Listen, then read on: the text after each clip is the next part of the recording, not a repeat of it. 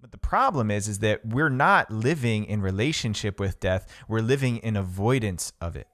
We don't have ceremonies. We don't have rituals that bring us to the brink of death and dying, like so many of our ancestors used to.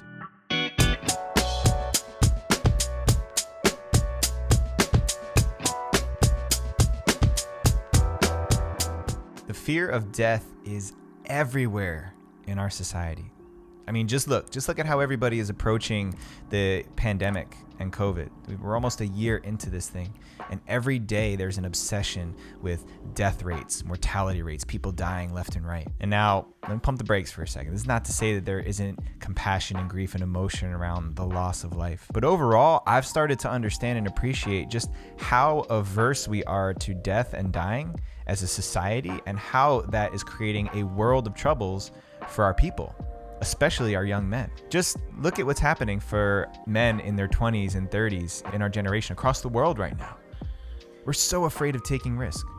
We're so afraid of failing. The fear of failure has become a topic of conversation for men in men's organizations and men's circles across the world. And I know because I've been a part of those conversations and I've experienced it myself. Every fear ultimately comes back to the fear of death. The fear of rejection, the fear of not belonging, the fear of not having enough, scarcity, the fear of not finding a partner, not being able to find someone you can create a family with.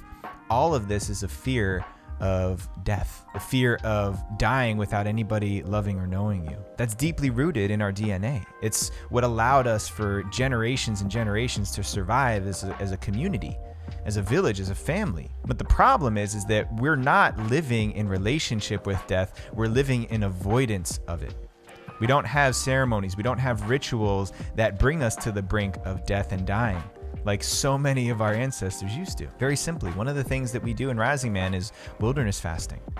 We take men out into the wilderness. We prepare them for months, and we get them ready to go out and spend 4 days and 4 nights without food, without shelter, alone, out in the wilderness. What does that give you when you're brought closer to death than you've ever been before?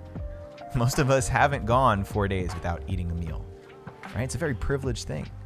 There's people in the world right now who have gone days without eating, who've gone days without drinking water. And so getting closer to that experience of death, not that I'm inviting death in for anybody, not that I am advocating anybody to do something dangerous or risky to their overall health, but to experience what it feels like when your body is preparing for death. When you're out there and you're fasting for 4 days and 4 nights, your body goes through chemical and biological processes that you normally don't get to experience. And that influences your brain. It influences your thoughts. A universal experience across the board for people who go out and have these experiences of fasting is a humility, a gratitude for food.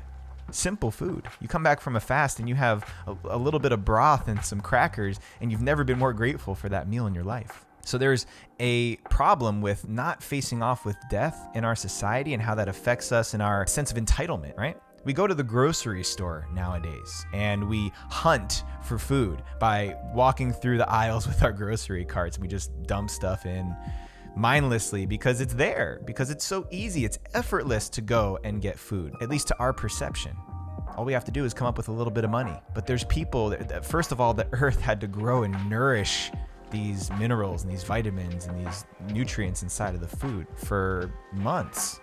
And then that food needed to be harvested out of the ground. And if we're talking about meat and we're talking about animal products, an animal that has lived on this planet, that has eaten, that has nourished its body, that has put nutrients in and taken nutrients out, and then given its vital life force so that you could be fed. So many of us take this for granted. I've taken this for granted. I still do sometimes when I'm not thinking about it. Taking that simple thing for granted of food, of water, of healthy things to put in our bodies makes us unappreciative of life itself.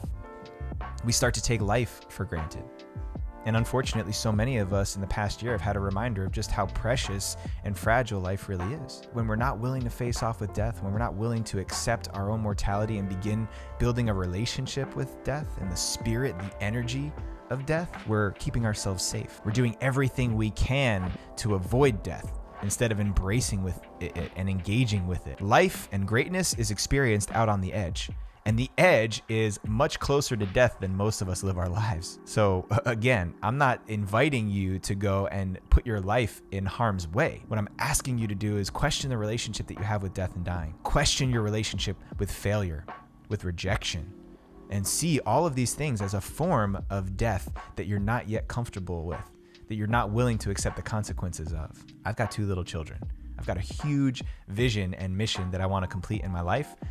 I'm not trying to die anytime soon. Believe me, I am not doing anything that is going to put me at risk of dying because I want to stick around. I've got a bigger purpose than just shuffling off this planet right now. But at the same time, I know that that can be taken away from me in any moment. I accept that death is something that is beyond me. I don't have the right to choose when and where I will die. That is something that is above me. That's why so many traditions and cultures have treated death as an entity. There's always some sort of guardian, someone who ushers you into death. The Grim Reaper, I don't remember all these figures in history, but there's entities and spirits that are sacred in so many cultures because they recognize that life and death were things that were out of our control. So all of this is an invitation to look at the way that you live your life based on your relationship with death, based on your relationship with failure, based on your relationship with risk. Now, when you think about where you want your life to be, where have you not been willing to face off with your mortality?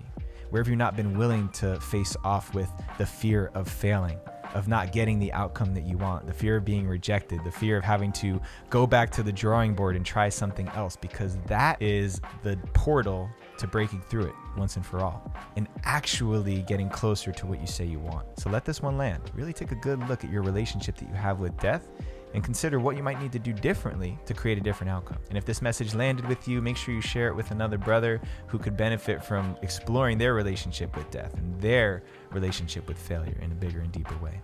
Thank you for helping spread this message and supporting this movement. Make sure you hit that subscribe button before you leave our channel and go check out what we're doing at risingman.org to get more involved today and to become a stronger, more capable leader for your people.